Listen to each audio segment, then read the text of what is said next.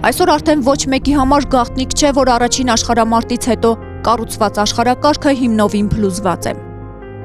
Եվ այդ մեծ ավերածությունը սկսվեց առաջին հայացքից փոքր, բայց աշխարհաքաղաքական իմաստով կարևորագույն մի կետից՝ Հայաստանի Հանրապետության Արցախի մարզից։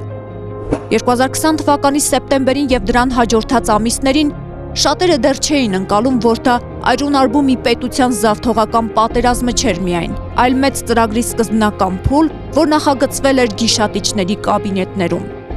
Դրա մասին հետո պետք է անսքող հպարտությամբ հայտարարեր այդ պատերազմի գլխավոր կազմակերպիչներից Ռուսաստանի պաշտպանության նախարար Շոյգուն, հայտարարելով. «Մենք Թուրքիայի հետ հաջող օպերացիա իրականացրեցինք Արցախում»։ Մեծ առևտուրը սկսվեց Արցախից, որի տրամաբանական շարունակությունը ռուս-ուկրաինական պատերազմն էր։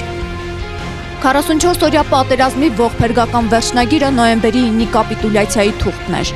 Սակայն պարզվեց դա հայաստանյան ազգադավ իշխանության վերջին քայլը չէր, դա սկիզբն էր մեծ անկման։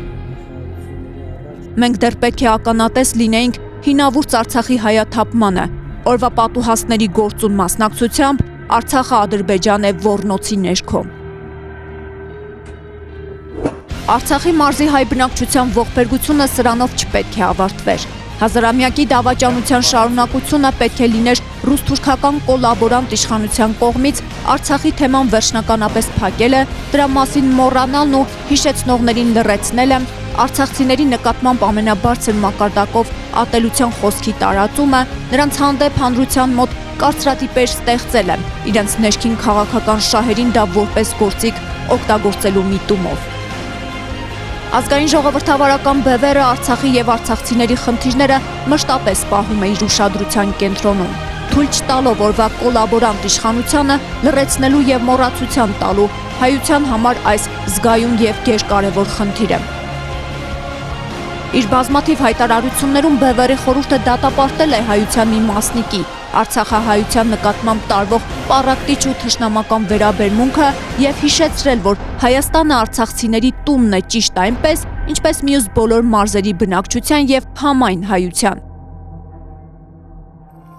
Չնայած բոլոր խոչընդոտներին, որ Երևանյան վարչախումբը աշխարհի տարբեր ծայրերում ստեղծում է իշա Հայաստանի եւ Արցախի գործող ազգային ժողովրդավարական բևեռի գործունեության դեմ, բևեռին այնուամենայնիվ հաջողվում է տարբեր մայրաքաղաքներում իր լոբիստական գործունեության, ինչպես նաեւ անձնական կապերի շնորհիվ Արցախի ու արցախցիների իրավունքների մասին բարձրաձայնել աշխարհի հզոր կաբինետներում։ Բևեռի խորհրդի անդամ Արա Պապյանի, բևեռի անդամ դոկտոր Դավիթ Գրիգորյանի Արցախի խնդրով հոդվածները պարբերաբար հրապարակվում են միջազգային կարևոր պարբերականներում։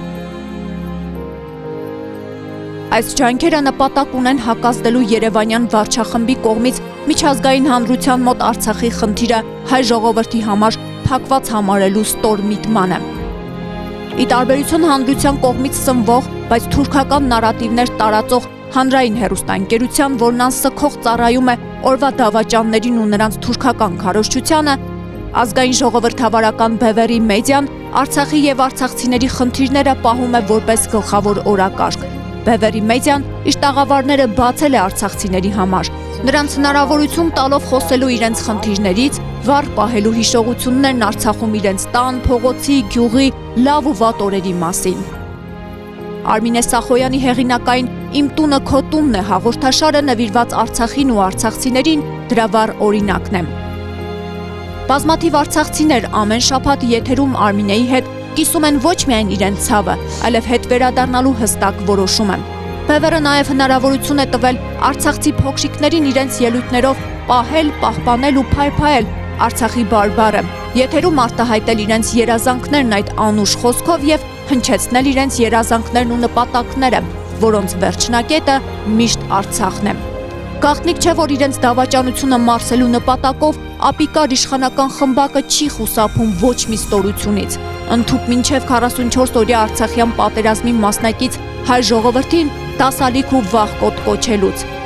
Ահա սրան հակազդելու համար է բևեռի մեդիան սկսել «Անպարտները» հաղորդաշարը, որում ականատեսների միջոցով սերունդներին է փոխանցվում իրականությունը արցախյան հերոսական դրվագներով։ Ազգային ժողովրդավարական բևեռը շարունակելու է իր օրակարգում պահել Արցախի ու արցախահայության հարցերը, բարձրացնելով այն հնարավոր ու անհնար բոլոր միջոցներով։ Միացիր այս Թելեթոն դրամահավաքին եւ դարձիր Հայաստանի վերածննդի մի մասնիկը։